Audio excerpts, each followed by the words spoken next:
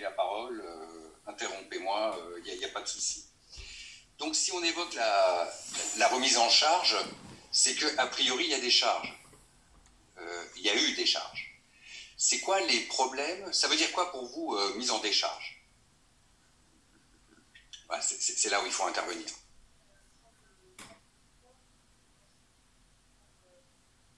Alors, ceux qui sont en distanciel, entendent-ils les interventions de ceux de l'amphi? Non, non. Pas trop, pas trop. Donc là, il est dit quoi? Quand on ne peut pas mettre le poids du corps. Oui, mais quelles seraient les causes d'une mise en décharge? Ça veut dire quoi pour vous, mise en décharge? Appui non autorisé. Appui non autorisé. Ça, alors, appui... par exemple, si c'est... est-ce qu'on pourrait parler de mise en décharge du membre supérieur?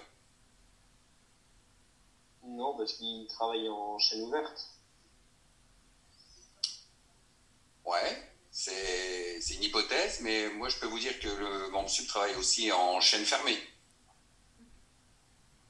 Oui, bien sûr, oui. De manière générale, beaucoup moins que le membre inférieur. Bah, dès que vous allez porter une charge un peu lourde, c'est de la chaîne fermée. D'accord?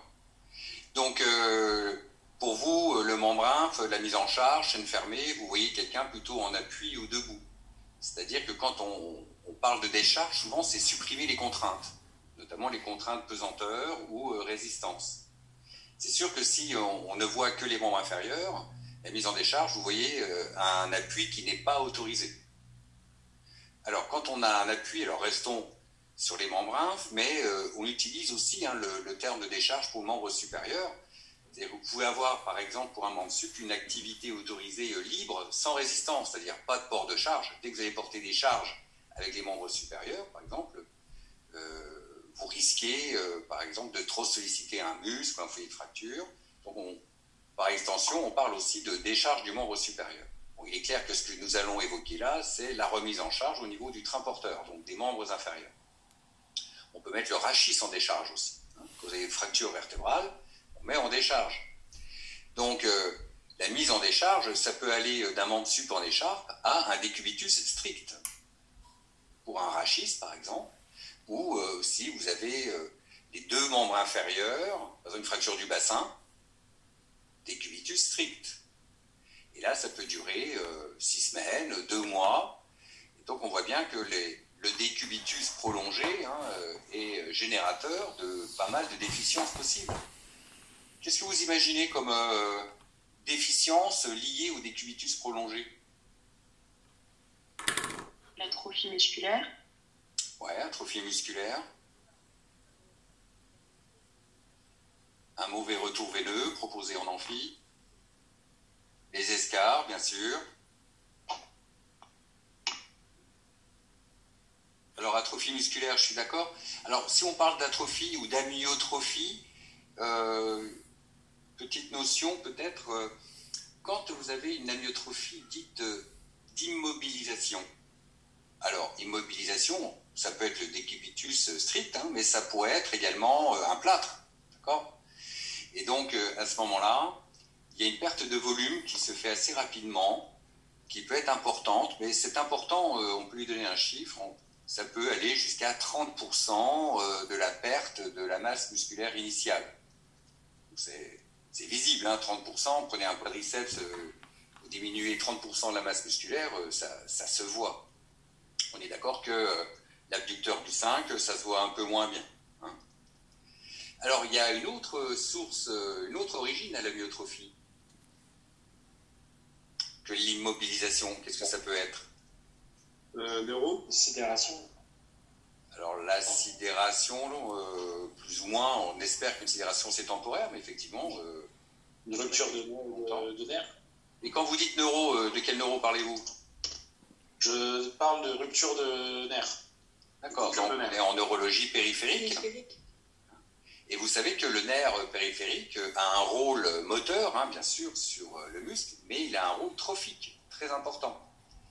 Vous vous souvenez de cette expérience de muscle rouge, muscle blanc, où quand on croise les axones, les muscles changent de type de fibre.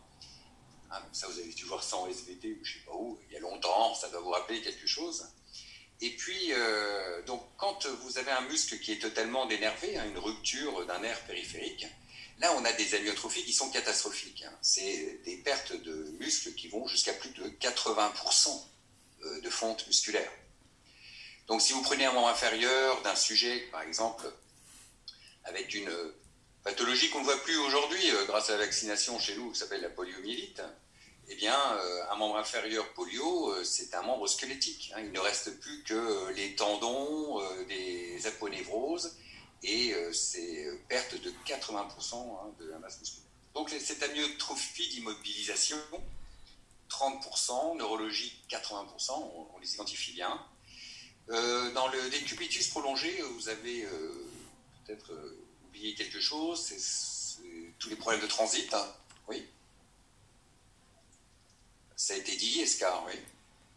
Oui, escar, transit, des adaptations cardiovasculaires. Très important, ça. Quand vous avez quelqu'un qui reste plusieurs jours, plusieurs semaines allongé, vous avez une désadaptation cardiovasculaire possible, à savoir que vous savez que le cœur envoie régulièrement une irrigation à votre cerveau. Hein. Il faut une certaine tension, hein, tension artérielle pour pouvoir le faire. Si vous restez en décubitus, hein, en gros, je vais faire une petite image avec le testing, il fonctionne à deux, hein, sans pesanteur. C'est-à-dire qu'il n'y a aucun effort à faire et le cœur s'adapte à cette situation. Par contre, quand vous vous remettez debout, eh bien, ce que vous faites tous les matins, normalement, vous n'avez pas de problème. Tout se passe bien parce que vous êtes en mode levé debout régulièrement, donc le cœur s'adapte parfaitement. Par contre, tous les barorécepteurs, hein, les capteurs de tension, eux, se désactivent un petit peu. Et quand vous avez quelqu'un qui est resté 3 semaines allongé, si vous le mettez brutalement debout, il est sujet au syncope, hein, au malaise vagal, parce que, eh bien, il va y avoir un temps de retard, il n'y a pas d'adaptation. Donc c'est toujours, pour nous, vu les troubles prolongés, hein, liés au décubitus prolongé, hein, des adaptations cardiovasculaires, amyotrophie, problèmes de transit, hein, constipation, qu'est-ce qu'on a dit, les escars, l'amyotrophie, je ne sais plus si je l'ai cité, on comprend que nous, chaque fois qu'on va s'occuper d'un patient, on n'a envie que d'une chose, c'est de le remettre debout. Notre physiologie, c'est d'être debout et soumis à l'action de la pesanteur pour tous nos systèmes. Que ça soit, j'ai oublié également au niveau osseux, hein, la calcification osseuse, elle se fait aussi grâce aux contraintes de la pesanteur. Hein. Ostéoblaste, ostéoclaste fonctionnent sur ce système. Quelqu'un qui reste en décubitus prolongé, c'est quoi le risque au niveau osseux? Pathologie osseuse qui consiste en une déminéralisation osseuse. Comment ça s'appelle? Ostéoporose. Ostéoporose, oui, tout à fait. Donc fragilité osseuse, etc., etc. Donc on voit bien, hein, c'est le problème de tout être humain qui est envoyé en orbite pendant 6 mois. On sait que quand ils redescendent, ils risquent d'avoir des problèmes. C'est pourquoi ils ont toute une série d'exercices, hein, quand ils sont dans leur vaisseau là, ou leur station spatiale. Ils ont plein d'exercices à faire toute la journée pour entretenir tous ces aspects physiologiques. Bon, nous, on n'est pas en apesanteur, hein, mais 2 mois de décubitus, ça, vous ne relevez pas comme ça du jour au lendemain. Dans les films, ils font ça. Hein, 3 mois de coma, tu te lèves, hein, tu regardes Kill Bill et puis tu as tout compris, mais ils ne sont pas tout à fait justes dans ce truc-là. Bien, donc nous, chaque fois qu'on peut, j'ai envie de dire, notre obsession, c'est il faut remettre debout. Il faut remettre debout, ne serait-ce que pour lutter contre ces méfaits de décubitus prolongé, et également remettre debout en charge, parce que, en ce qui concerne le membre inférieur, toutes les consolidations sont améliorées avec la mise en charge, et tout le travail musculaire du membre inférieur est programmé pour fonctionner en chaîne fermée plutôt qu'en chaîne ouverte. Bien entendu, quand la mise en charge n'est pas autorisée, on essaye de pallier à tout ça, hein, mais l'idéal, c'est de reprendre l'appui au plus vite. C'est l'objet de la plupart des interventions chirurgicales. Aujourd'hui, vous avez des montages chirurgicaux qui sont extrêmement stables en post-opératoire immédiat. Aujourd'hui, on pose une prothèse de hanche le matin, tu rentres en marchant l'après-midi. Avant, c'était 3 mois de décubitus sur des personnes âgées, ça devenait très très compliqué. fut un temps, on mourait d'une fracture du fémur. Voilà. Parce qu'il y avait un décubitus, les gens devenaient gravataires et on n'arrivait pas à les récupérer. Aujourd'hui, évidemment, les progrès de la chirurgie font qu'on peut remettre très très rapidement en charge les patients. Donc, voilà. Des questions là-dessus ou des remarques? Interrogations? Il faut comprendre que ce qui favorise la consolidation d'une fracture, c'est la remise en charge.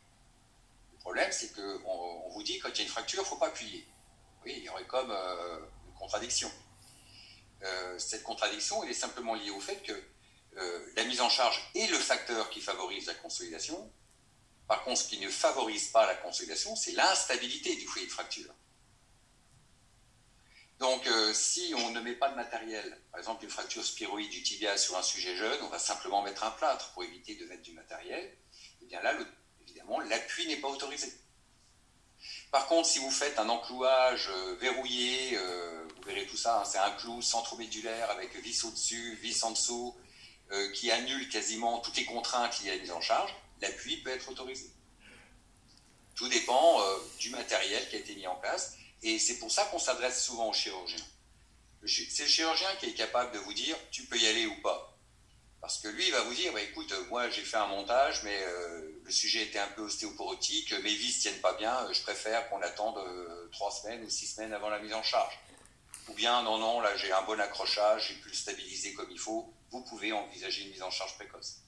Alors faites-le de manière progressive, disons que commencez à 10% du poids du corps et sur un mois, essayez d'arriver à 40 ou 50% du poids du corps, puis on fera un contrôle et on verra si on autorise la mise en charge totale. Vous voyez? Donc, c'est souvent un paradoxe de dire pour une fracture, le principal élément de consolidation, ce sont les contraintes de remise en charge, mais les remises en charge, c'est quelque chose qui annule la consolidation si le foyer de fracture n'est pas stable. Et stable, c'est dans tous les plans. Donc, vous avez des montages qui stabilisent bien, par exemple en antéro-postérieur, et qui n'annulent pas vraiment les composantes de rotation, d'où les clous verrouillés, etc.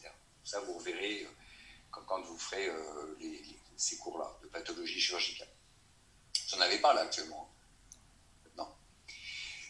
Bien, donc, avançons. Si, alors, comment je fais défiler ça ici? Première technique de remise en charge, alors qui est vraiment basique, c'est-à-dire que là, on peut imaginer que le sujet est incapable de déambuler, et donc on peut utiliser un plan incliné. Donc, un plan incliné, comme vous le voyez par exemple, là, c'est une table, hein. On voit la flèche à l'écran. Ouais. C'est une table qui normalement est horizontale et qu'on a pu verticaliser. Ce sera donc une table de verticalisation. Cette inclinaison, vous comprenez, est variable. Hein. On a, je ne sais pas si on le voit après, oui. Par exemple, sur la table, ici, vous voyez, on a l'équivalent d'un petit goniomètre qui nous donne, avec la verticale, l'angle d'inclinaison. Ici, c'est un cas particulier. Hein. C'est un jeune garçon qui présente ce qu'on appelle une diplégie spastique, c'est-à-dire que les deux membres inférieurs sont spastiques, il faut le posturer. Il est donc plutôt placé dans un appareil qui sert également à la verticalisation, qu'on appelle un Beaufort, B-O-F-O-R-S, où on posture ses genoux, etc. Donc ça, c'est pour la conservation de l'état orthopédique. Il ne peut pas déambuler. Et donc, on va le mettre sur ce plan incliné. Ce plan incliné, alors là, c'est une table. On peut imaginer en structure plus légère.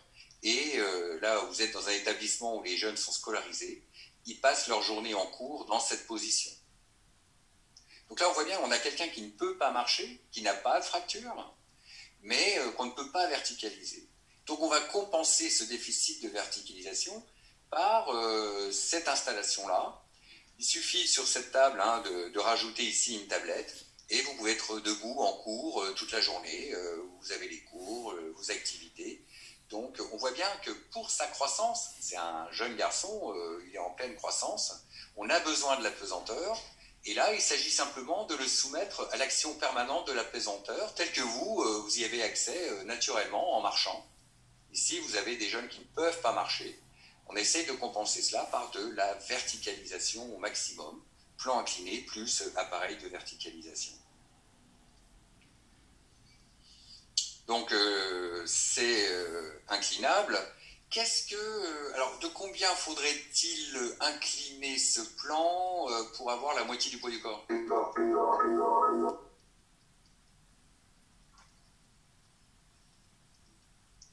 J'attends une réponse.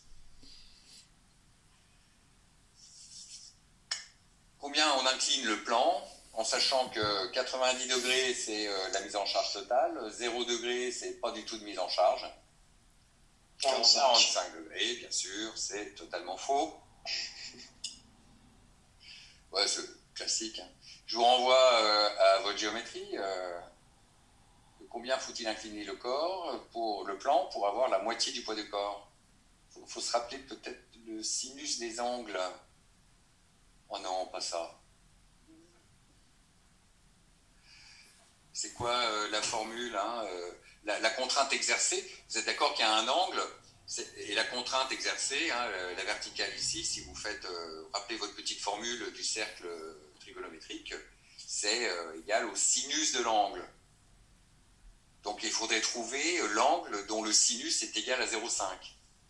Ah, peut-être ça peut vous aider. C'est 30 degrés, effectivement. Le sinus de 30, c'est 1,5, hein, 0,5. Donc, pour avoir la moitié du poids du corps, c'est 45 degrés.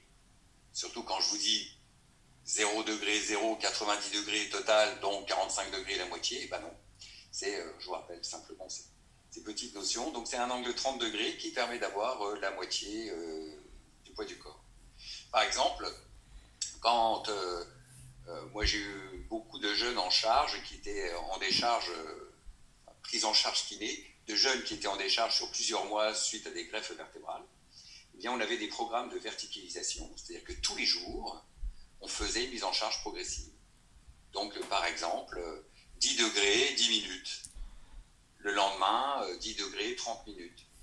Puis 20 degrés, 10 minutes, puis 30 minutes. Et on avait un programme de remise en charge sur plusieurs semaines pour arriver à verticaliser complètement le patient, plusieurs heures par jour. Greffe vertébrale, donc c'est plutôt le terme exact, c'est une arthrodèse de plusieurs vertèbres dans le cas de scoliose grave, dont on veut stopper l'évolution, donc on fixe les vertèbres entre elles avec du matériel, un greffon osseux, c'est pourquoi on parle de greffe vertébrale, c'est pas une greffe de moelle, hein, c'est une greffe osseuse stabilisée chirurgicalement. Donc il y a quelques temps, il y a 20 ou 30 ans de ça, c'était des charges. Aujourd'hui, on t'opère le matin, tu te lèves l'après-midi.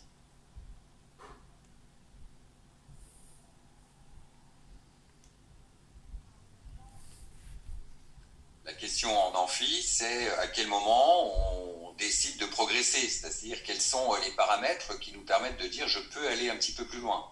Qu'est-ce que vous me proposez comme paramètres ou critères de suivi ou de paramètres de surveillance dans le cadre d'une verticalisation? La douleur? Alors, la douleur, pour régler le problème, alors c'est pas faux hein, évidemment, ça peut être la douleur, simplement on le fait par exemple sur des sujets qui sont para ou tétraplégiques. On va les reverticaliser progressivement. Le problème para et tétraplégique, c'est que la douleur, il n'y en a pas. Donc, c'est pas le bon critère. Mais ça peut en être un, évidemment. Par exemple, le jeune qu'on a vu là, le jeune qui est là-dessus, si au bout d'une demi-heure, il me dit j'ai super mal au genou, la sangle, je sais pas quoi, bah, évidemment, on intervient. Hein. Mais ça, c'est autre chose. Quels sont les autres critères? Les constantes. Les constantes. Pas entendu? Toutes les constantes. Tension, fréquence cardiaque, le pouls. Tension, fréquence cardiaque. Évidemment, oui, c'est ça. Vous me proposez autre chose? C'était la même chose. Donc, tension, fréquence cardiaque. Donc, vous devez être capable de prendre la tension d'un patient et surveiller sa fréquence cardiaque. Alors, prise du pouls ou appareil adapté. D'accord? Donc là, on surveille. On fait très, très attention. Et qu'est-ce que l'on craint?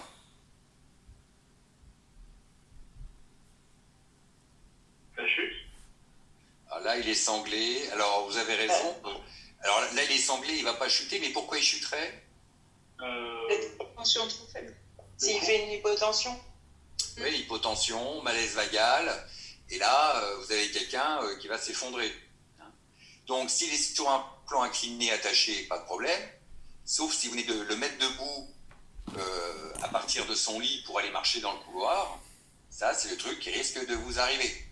Le patient se met debout, hein, vous l'avez levé de son lit, assis, puis debout, vous avez attendu peut-être 1 minute, il vous dit ça va bien, ouais, allons-y, on prend les licanes, on va dans le couloir, et là, jamais vous le lâchez. Toujours vous êtes à côté, vous êtes hyper attentif. Avant d'y aller, vous regardez s'il y a 1 ou 2 chaises à proximité dans le couloir. Parce que s'il vous fait un malaise vagal, il tombe direct. Et le problème des chutes avec un malaise vagal, c'est que vous n'avez aucune réaction de défense. Vous n'avez aucune réaction parachute. Là, vous marchez, vous trébuchez, et même si vous êtes amené à tomber, vous allez avoir une réaction, vous allez mettre les mains en avant, vous allez peut-être rouler sur le côté. Si vous tombez en arrière, vous ramenez votre tête en avant. Vous avez toute une série de défenses, parachutes qui sont là pour vous protéger. Si vous faites un malaise vagal, vous tombez comme un sac.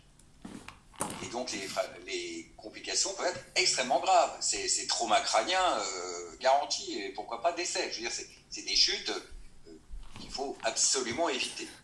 Donc on surveille très précisément lors de ces verticalisations les constantes, hein, donc tension, fréquence cardiaque. Quels sont les signes cliniques que vous pouvez observer sur le patient qui vous laisse supposer que c'est en train de mal se passer? Il devient blanc. Pâleur. Il fait des Sueur. grimaces. Pâleur, sueur. Pâleur, sueur. Ouais.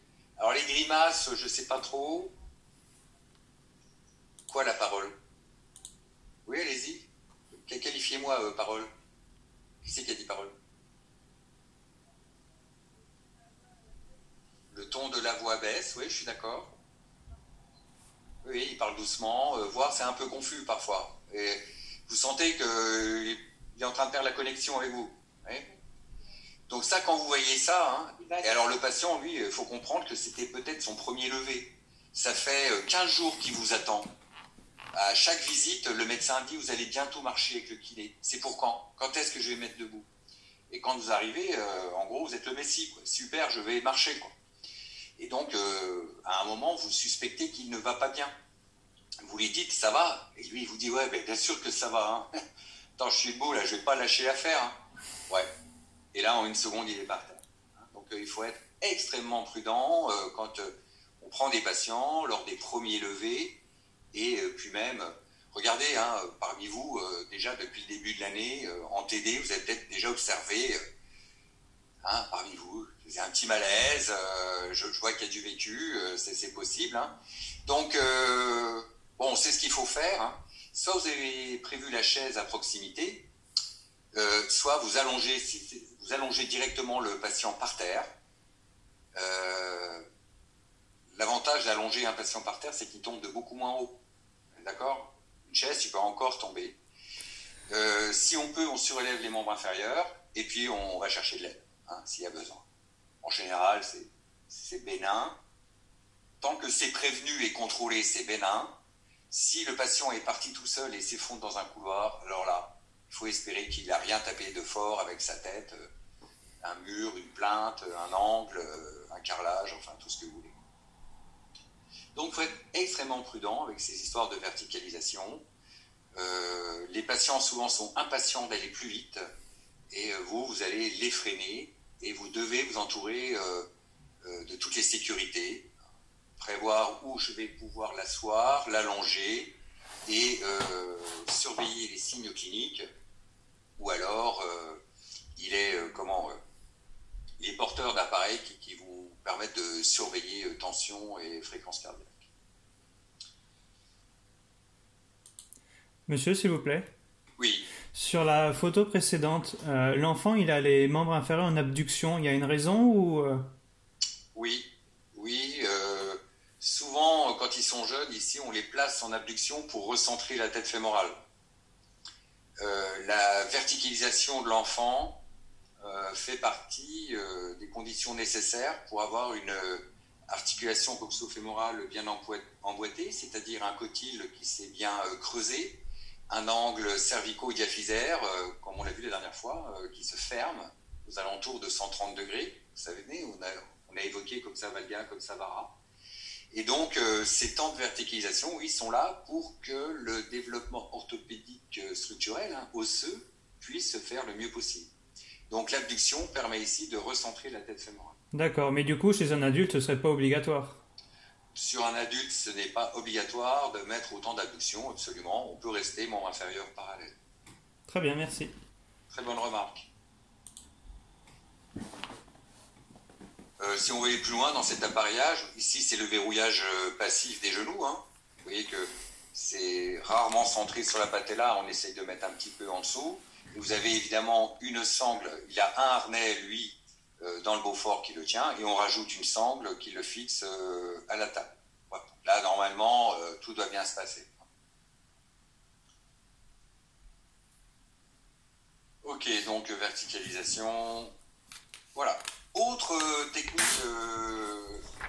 Alors, le plan incliné, on l'a compris, c'était un petit peu encombrant quand même comme matos. Ça, c'est souvent des verticalisations qu'on fait dans le service ou de rééducation. Vous voyez ça sur les plateaux techniques, beaucoup en neurologie, en orthopédie et également ici dans des établissements où les enfants sont scolarisés. Ils peuvent être pendant les heures de cours verticalisés plusieurs heures par jour. Après, ça peut être fait à domicile aussi avec d'autres installations. Vous avez des fauteuils roulants de verticalisation. Vous êtes en fauteuil roulant et il peut se verticaliser.